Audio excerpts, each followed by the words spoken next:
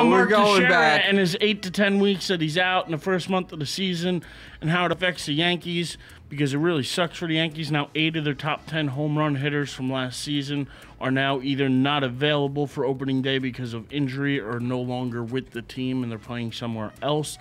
So power is something that the Yankees are truly, truly lacking. They really have to become a small ball team. What this means, though, is they're probably going to move Youkilis to first. They're going to put Nunez at third. Jeter will play short. Robinson will play second. And then we'll have Gardner and Ichiro in the outfield with probably either Diaz or Almonte or somebody else, Mesa, out there. Well, it's funny because, we had this debate a while ago about whether or not a team should allow their star players to play in the World Baseball Classic. And Teixeira gets hurt in his batting practice for the World Baseball Classic. So when you look at this situation, I felt that they should if the players want to play, let them play. If they don't want to let them play, then it's up to the player, in my opinion.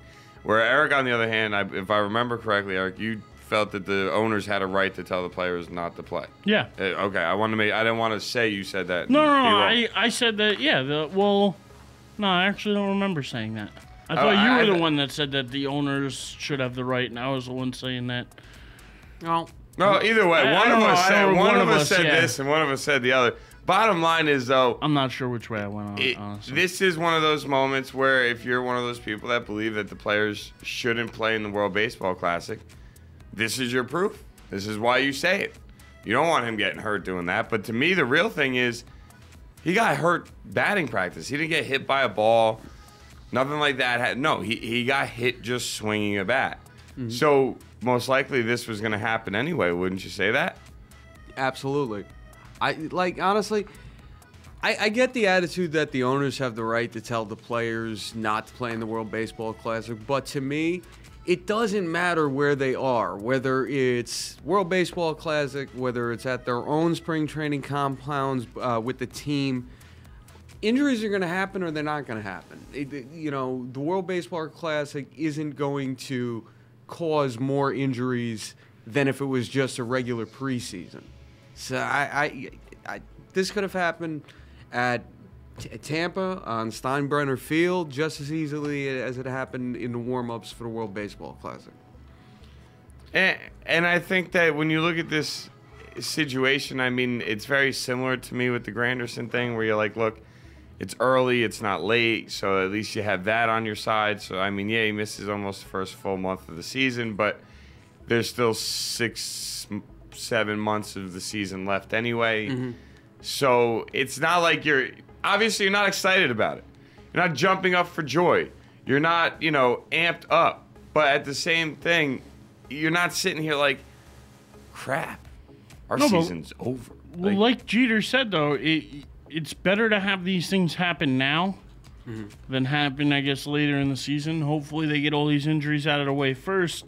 You don't really know. I mean, it's too early to panic yet. The season hasn't even started. Like I said, it's a good thing they happen now because most of the time they're missing is all training camp anyway. It's all spring training. So a month of the season, the Yankees usually are notoriously slow anyway to start.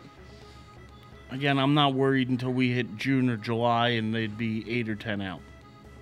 Yeah, I could say. If they're within 3 or 4 or even 5 come July and they get everybody back healthy, they get Pineda back, they get, Granderson and Teixeira and everybody back, I worry a lot less.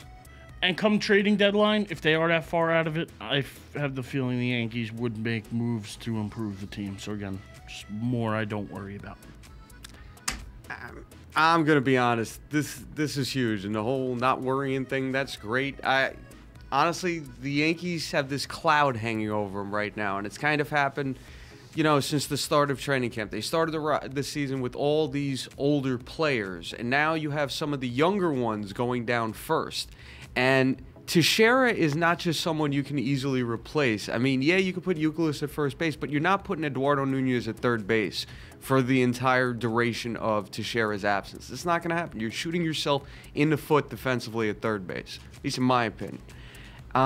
And the way this looks at the lineup now, I mean, and the whole thing, the Yankees moving to small ball, we know this is not going to be an overnight process. And now, I mean, a best-case scenario for this lineup right now is Gardner leading off. This is my opinion. Ichiro second, Jeter third, Cano fourth, and then you have Youkilis, Hafner, and whoever plays a catcher, first base, and the left field spot. Maybe that works out, maybe it don't, but to me, Youkilis and Hafner are now, whereas they were thought of as complementary players, you're now putting them in positions where they have to be the legitimate run producers besides Cano on this team. And I just really wonder if they're going to be able to handle that. And the fact is, listen, we know they're slow starters, but the fact is, because they have so many aging veterans, and the way it works, you don't get all your injuries out of the way at once. They pop up at random times. I just felt like it was vital for the Yankees to get off to a good start this year, because if they get off to a mediocre start, you're talking about missing Granderson for the first month and Teixeira for at least the first month, maybe until the middle of May. When they come back, I mean, you could say if any team gets off to a legitimate hot start and the Yankees, let's say through their first 50 games, they're 20-30, which I think is entirely possible when you consider that two of their biggest three bats are now going to be out for the first month, month and a half. Any team gets off to a big start, are we really expecting the Yankees to be able to come from 10.5, maybe 15 games back? I mean, I look at the division and I can see why that kind of gap could be hard to overcome. Yeah. But at the same time, there's something about having a group of seasoned veterans that has, just like it has its negatives, it also has its positives. This team doesn't need to win the division. They don't need to win the division. Obviously, they want to, and I'm sure their fans want them to, but they don't need to do it.